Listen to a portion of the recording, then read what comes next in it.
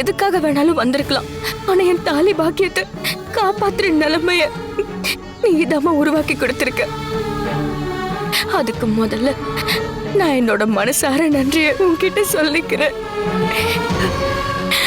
நான் மட்டும் அந்த செல்போன் சத்தம் கேட்காமலோ பார்க்காமலோ இருந்திருந்தா என்ன ஆயிருக்கும் என்னால நினைச்சு கூட பார்க்க முடியல.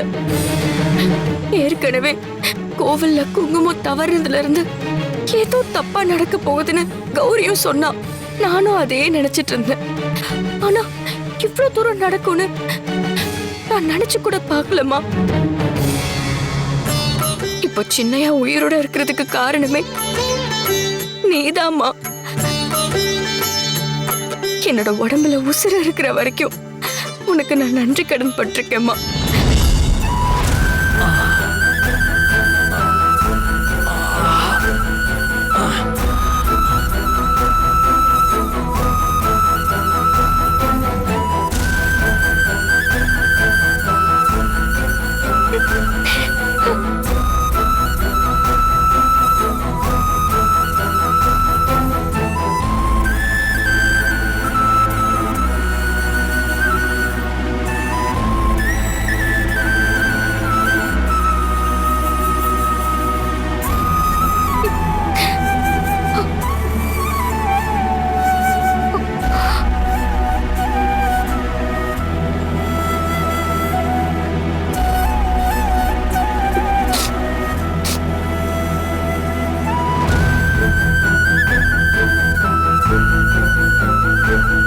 என்ன துர்கா இதெல்லாம்? எனக்காக உன் உடம்ப வருத்திக்கிட்டு இப்படி எல்லாம் பண்ணணுமா? சின்னையா, எதுக்கு எழுந்திருச்சு வந்தீங்க?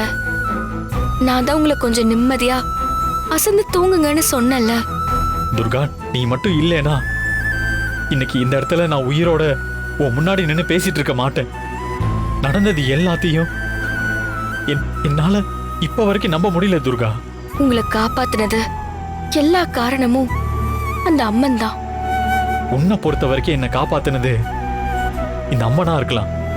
ஆனா என்ன பொறுத்த வரைக்கும் அது நீ மட்டும்தான் துர்கா. எனக்கு இந்த சாமி பேய் மேல எல்லாம் சுத்தமா நம்பிக்கை இல்லை. சின்னையா, இந்த விஷயத்துல உங்களுக்கு நம்பிக்கை இல்லாம இருக்கலாம். ஆனா நான் இத முழுசா நம்புறேன். நீங்களே கொஞ்சம் நல்லா யோசிச்சு பாருங்க. உங்களோட செல்போன்ல இருந்து அந்த நேரம் ஏன் சத்தம் வரணும்? அந்த செல்போன்ல இருந்து சத்தம் வரும்போது நான் ஏன் காட்டுக்குள்ள நடந்து வரணும்? அந்த சத்தத்தை கேட்டு நான் எதுக்கு உங்களை அங்க வந்து பார்க்கணும்? நான் எதுக்கு உங்களை வந்து காப்பாத்தணும்? இது எல்லாத்துக்கும் பின்னாடி 1000 காரணம் இருக்கு. நம்ம எல்லாத்துக்கும் மேல தெய்வ சக்தின்னு ஒண்ணு இருக்கு. அத நான் முழுசா நம்புறேன் சின்னையா. துர்கா, உன்னோட நம்பிக்கையை நான் ஒன்னும் குறை சொல்லல. உன் நம்பிக்கையை நான் மதிக்கிறேன். ஆனா உன் உடலை வருத்திக்கிட்டு நீ இவ்வளவு தூரம் பண்றத பாக்குறப்பதான் எனக்கு உண்மையிலே ரொம்ப கஷ்டமா இருக்கு. உங்க உயிரை காப்பாத்துனதுக்காக தேவைப்பட்டா நான் என் உயிரை கூட கொடுப்பேன்.